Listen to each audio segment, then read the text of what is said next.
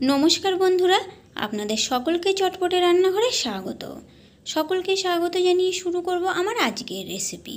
আমার আজকের রেসিপি নরম তুলতুলে আলুর পরোটা। আর এই পরোটাগুলো কিন্তু বানাবো কোনো রকম মাখা বেলা ও পুর ভরার ঝামেলা ছাড়াই। সকালের জলখাবারে কিংবা টিফিন বক্স হিসাবে এই পরোটাগুলো বানিয়ে নিতে পারেন।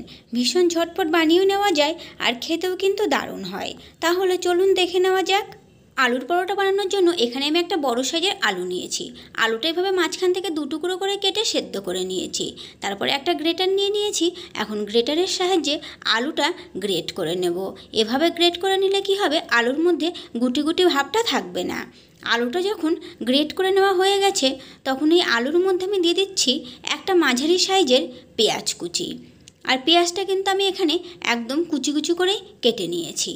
তারপরে দিয়ে দিলাম দুটো কাঁচা লঙ্কা কুচি, দিয়ে দিলাম 1 চা চামচ গ্রেট করে নেওয়া আদা, 1/2 চা চামচ লাল লঙ্কার গুঁড়ো। তবে ঝালটা আপনারা যে যেমন খেতে পছন্দ করেন সেটা বুঝেই দেবেন। তারপরে আলুর সঙ্গে সমস্ত উপকরণগুলো একবার ভালো করে মিশিয়ে নিলাম। আলুর সঙ্গে যখন সমস্ত উপকরণগুলো ভালো করে মিশিয়ে নেওয়া হয়ে গেছে, তখন এখানে আমি দিয়ে দিলাম 1 কাপ পরিমাণে ময়দা। তারপরে দিয়ে দিলাম স্বাদ মতো লবণ, আর দিয়ে দিলাম কিছুটা ধনেপাতা কুচি। তারপরে দিয়ে দিলাম 1 টেবিল চামচ পরিমাণে রিফাইন্ড অয়েল। তারপরে দিয়ে দিচ্ছি জল দিয়ে ব্যাটারটা তৈরি করে নেব। জলটা কিন্তু আমি এখানে একবারে দিলাম না, প্রথমে অল্প করে দিয়েছি, দিয়ে সমস্ত উপকরণগুলো একবার ভালো করে মিশিয়ে নেব। আর এই ব্যাটারটা কিন্তু এরকম একটু পাতলা করেই তৈরি করে নিতে হবে। ব্যাটারটা এখানে আমার একদম রেডি। এখন পরোটাগুলো ভেজে নেব। এদিকে গ্যাস অন করে একটা তাওয়া বসিয়ে দিয়েছি। তাওয়াটা যখন গরম হয়ে গেছে, তখন তাওয়াতে অল্প একটু সাদা তেল ব্রাশ করে দিলাম। তারপরে যে ব্যাটারটা তৈরি করে রেখেছিলাম সেখান থেকে 2 হাতা পরিমাণে দিয়ে দিলাম। তারপরে এভাবে একটু ছড়িয়ে দিচ্ছি। আর গ্যাসের ফ্লেমটা কিন্তু আমি এই সময় মিডিয়াম করে দিয়েছি। মিডিয়াম ফ্লেমে রেখেই পরোটাগুলোকে ভেজে নেব। যখন ভালোভাবে ছড়িয়ে দেওয়া হয়ে গেছে, তারপরে যখন ওপর দিকটাও শুকিয়ে গেছে আর নিচের দিক থেকেও লালচে রং চলে এসেছে, তখন পরোটাটাকে উল্টে দিলাম। তারপরে এভাবে একটু চেপে চেপে ভেজে নিলাম। তারপরে অপর দিকটাও যখন এরকম একটু লালচে রং চলে এসেছে, তখন আবারও উল্টে দিলাম।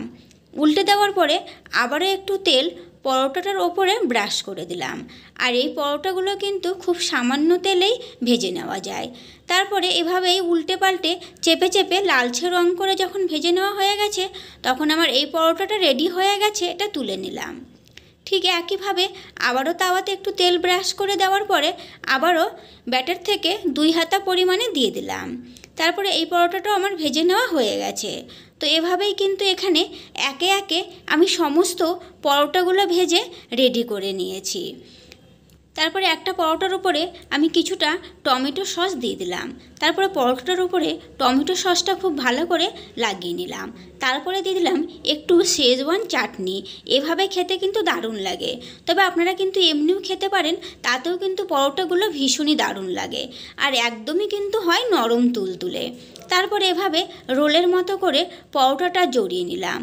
তারপরে মাঝখান থেকে আমি পরোটাটা এভাবে 2 টুকরো করে কেটে নিলাম। তো আপনারা এভাবে বাড়িতে বানিয়ে দেখতে পারেন। ভালো লাগলে চ্যানেলটিকে লাইক, শেয়ার ও সাবস্ক্রাইব করে নেওয়ার অনুরোধ রইল, পাশে থাকা বেল আইকনটি সমেত। আজকের মতো এই পর্যন্তই। ফিরে আসবো নতুন কোনো রেসিপি নিয়ে। সকলে ভালো থাকবেন, সুস্থ থাকবেন। ধন্যবাদ।